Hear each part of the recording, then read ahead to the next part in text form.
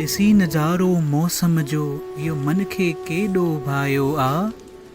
जंहिंमहिल सावण पाण मुंहिंजे महादेव खे जल चढ़ाइण आयो आ। अॼु जी साखी सावण सूमर जी महिमा। सावण सूमर जी महिमा खे शिव महापुराण में घणे विस्तार में ॿुधायो वियो आहे। महापुरुष बि फरमाइनि था त सावण जो महीनो भॻवान शिव खे ॾाढो प्यारो आहे। हिन महीने में सूमर जो विर्त रखण सां सभई मनोकामनाऊं पूरी थींदियूं आहिनि ऐं सुख समृद्धीअ जी प्राप्ति थींदी आहे। दास जेको पढ़ियो महापुरुषनि खां ॿुधियो, बसि उहे कुझु महिमा तव्हां सभिनी ताईं पंहिंजी मिठड़ी ॿोली में साझो थो कयां।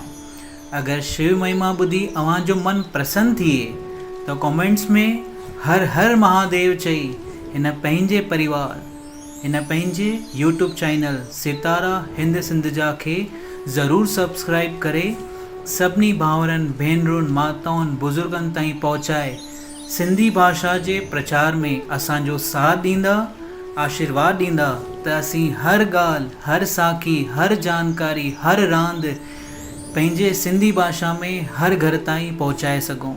अचो त हाणे सावण सूमर जी महिमा जो आनंद वठूं। सावण सूमर में सूमर जो विर्त रखण सां भॻवान शिव जी विशेष कृपा पाईंदा आहियूं।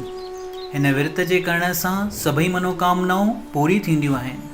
ख़ासि करे शादीअ ऐं संतान जे प्राप्तीअ जे लाइ इहो विर्त वॾो फलदायी मञियो वेंदो आहे ऐं घर में सुख शांति ऐं समृद्धि जो वासपन थींदो आहे ऐं जाणे अनजाणे में थियल पापनि जो नाश बि थींदो आहे ऐं भॻवान शिव जी कृपा सां मोक्ष जी प्राप्ति बि थींदी आहे।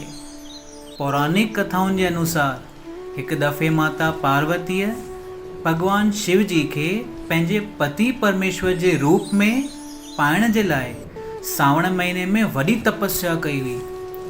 उन्हनि जे तपस्या सां प्रसन्न थी भॻवान शिव माता पार्वती खे दर्शन ॾेई पंहिंजे पत्नी जे रूप में स्वीकार कयो।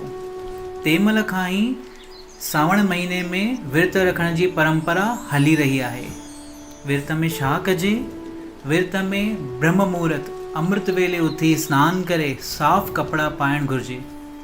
शिवलिंग खे गंगा जल ऐं पंचामृत सां अभिषेक करे शिवलिंग ते बेलपत्र, धतूरा, फल, गुल, चांवर, चंदन चढ़ाए सावण सूमर जी कथा पढ़ी या ॿुधी ओम नमः शिवाय मंत्र जाप करे भॻवान शिव जी आरती करे शाम जो प्रार्थना करे मन जी अरदास घुरी काई भुल चुक थी हुजे इन्हीअ करे माफ़ी घुरी विर्त पूरो कजे।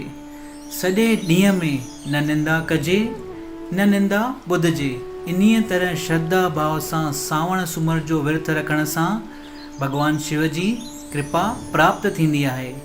हींअर ताईं जेको ॿुधियो पढ़ियो आहे उहो तव्हां ताईं पहुचायो आहे। कुझु सेवा करणु चाहिए आहे।